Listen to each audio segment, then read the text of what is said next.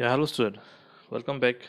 This is a final video for the first unit, first chapter. Okay, electrostatic. Okay. So as we have seen in the previous video, we have done about Gauss law and the first application, and in this video we're going to do two application. Okay. Okay. The second application they ask you to find the electric field. To find field means electric field intensity at a point due to a thin infinity plane sheet. Simple.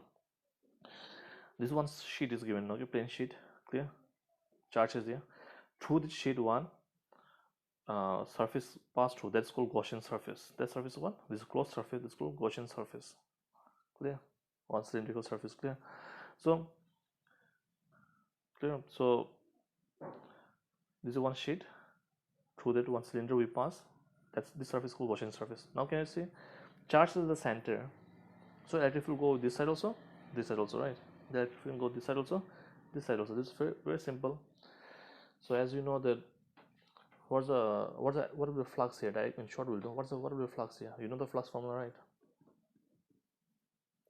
Clear? Fine. So E, I'll write. Clear? Now see, I'll write 2s. Why 2s? Because two surface from there electric field is going out, right? Yes or no? Clear? So if this is equation 1, example, what's the Gauss law? From Gauss law we know that the charge is by epsilon naught. So this equation 2. Clear? Fine. Now if you compare these two equations, okay, what will get? See, so right, clear. Now here in the previous application we have done out, remember, surface charge density, sorry, linear charge density. Now we're going to do about surface charge density. What's the form of surface charge density? Before we did lambda, now we will sigma, clear, by area, charge by area, also area. Clear?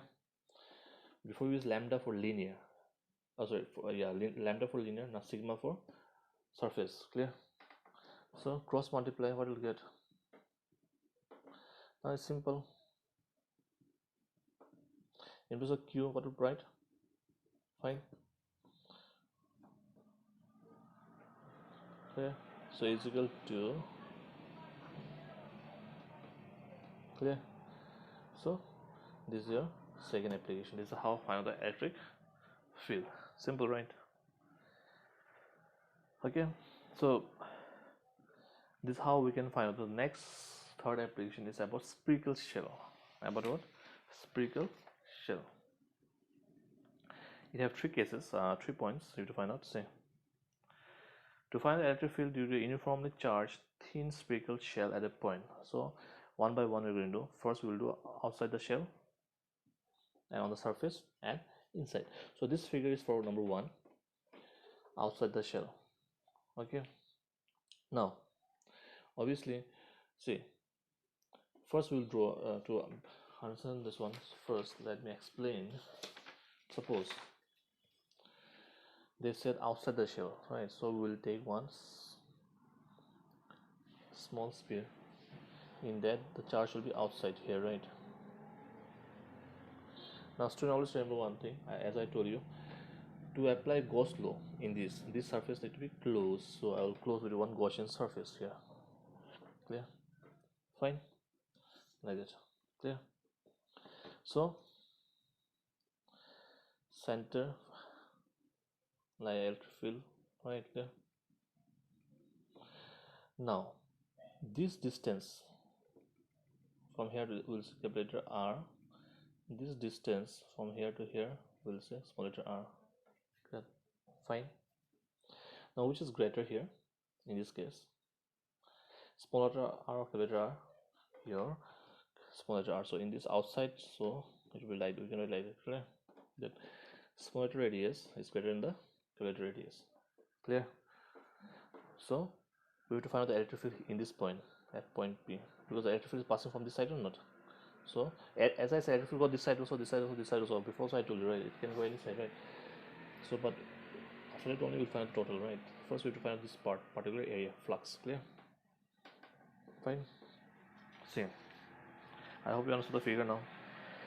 This is the area for this particular small area, clear? As I said, in place of S, you can write A also, no problem. And this is what your area vector. What's area vector? Area, always remember one thing, area vector is always perpendicular to the surface. Clear? Fine. Okay. So, same way we'll do here also. First we find out the electric flux for small area, right? For this particular area where it's passing, right? Clear? So, we know this formula, sorry.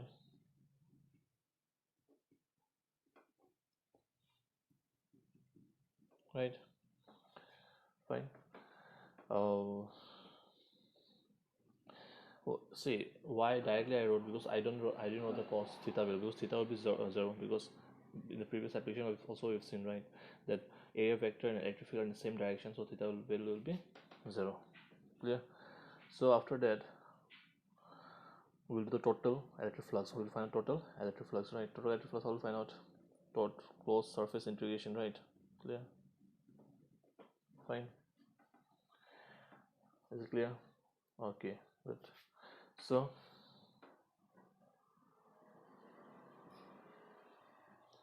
this will be out of integration, this will be remaining.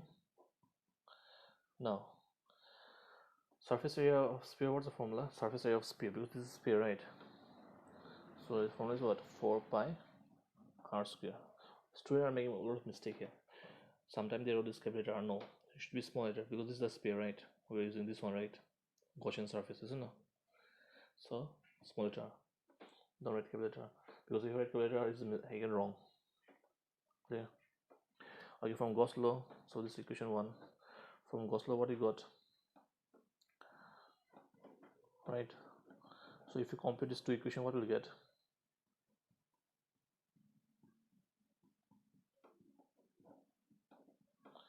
We get this, right? Clear? So easy to find out the electric field. E is equal to 1 by 4 pi epsilon naught, yeah, q by r square. So we can write either or not, right? Fine. Okay, so this is the electric field, right? Clear? For outside the shell. Now your second is on the surface. You have to find the electric field on the surface. Okay, so always remember, if you find the electric field on the surface, your, for this case, okay, your, that was r is greater than this r, right? Small r is greater than capital R. So in this case, r will be equal to r. Okay, small r will be equal to capital R in this case on the surface. Is it clear? So for number 2, on the surface of the shell, right? So what do we know that on the surface of your small r, this r should be equal to this r, right? Clear? Because they said on the surface of the shell, on the surface of the shell, right? Isn't it this here? You have to find out, right? So if small r is equal to capital R, what we can write?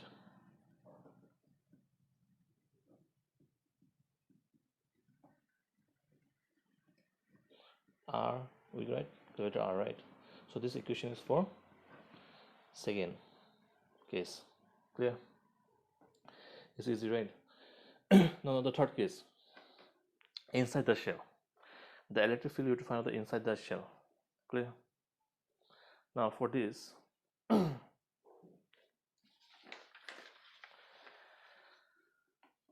so inside the shell, okay, number 3rd, okay, for inside the shell, it will be like that. Your capital letter R will be greater than small letter r. Okay, capital letter R will be greater than small letter r. So how will the figure, it will look like, suppose this one shell,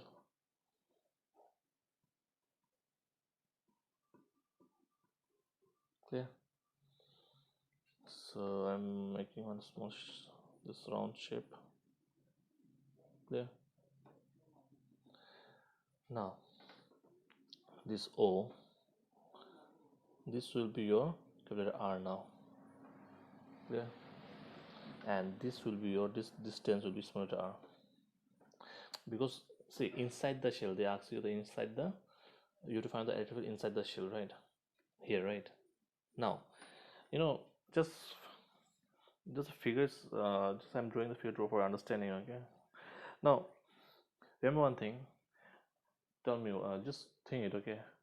Electric field will be there where? Where there is a what? Where there will be charge, right? If there is no charge, there will be no electric field, right? Agree my point? Because we have learned that how what's the direction of electric field. So one positive charge is here, one negative charge is here. So electric field will go from this right like that, right? And remember one thing, as you know that electric field never intersect each other. Why? If they intersect each other, they will have different direction. That's not possible. Electric field should have only one direction, right? Clear? Now, so you have to know that to get an electric flux or electric field line, charge should be there. Charge should be there. I got my point. Charge should be there. Clear? So the essay said that inside the shell, number third, right? So is there any charge here inside the shell? No, right? So electric field will be what? In short, we can electric field will be zero. Why? Obviously, there's no electric field, right? Sorry, there's no charge, right? Charge is zero because we got this equation or not in our previous here.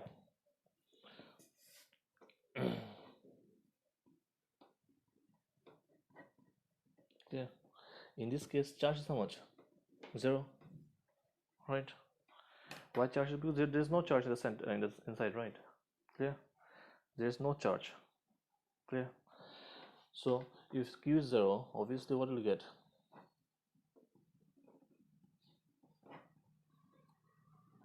So finally we'll get what? E is equal to zero. Clear? Fine. So these are some application of your Gauss law. Please student, again I repeat, Coulomb's in this first chapter, Coulomb's law. Okay, Coulomb's law, your torque on an electric dipole, your Gauss law, and its application are very important for exam. Please go through and practice seriously. Okay. So by this we have done unit 1 for chapter. So next video soon we'll upload for your unit 1 second chapter. Okay. Please go through. If you have doubt, please ask.